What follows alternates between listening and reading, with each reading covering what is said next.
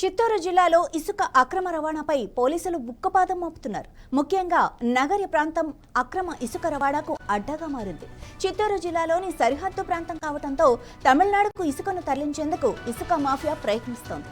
అర్ధరాత్రి వేళల్లో పోలీసుల కళ్లు కప్పి ఇసుకను తరలిస్తున్నారు. వారి ఆట కట్టించేందుకు పోలీసులు సిద్ధమయ్యారు. నగరి మీదుగా తమిళనాడుకు అక్రమంగా ఇసుకను తరలిస్తున్న టిప్పర్ లారీలపై పోలీసులు కొరడా చులిపించారు. రాత్రి గస్తీ నిర్వహిస్తున్న పోలీసులకు 4 టిప్పర్ లారీలు అనుమానాస్పదంగా కనిపించాయి. అవి వేగంగా వెళ్తూ ఉండటంతో పోలీసులు వాటిని ఆపేందుకు ప్రయత్నించారు.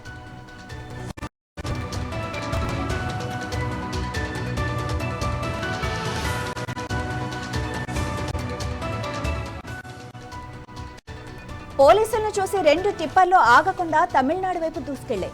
మిగిలిన 2 టిప్పర్లను పోలీసులు అడ్డుకొని తనిఖీ చేశారు. వాటికి ఎలాంటి వే బిల్లులు లేవు, రవాణా అనుమతులు కూడా లేవు. అక్రమంగా ఇసుకను తరలిస్తున్నారని పోలీసులు గుర్తించారు.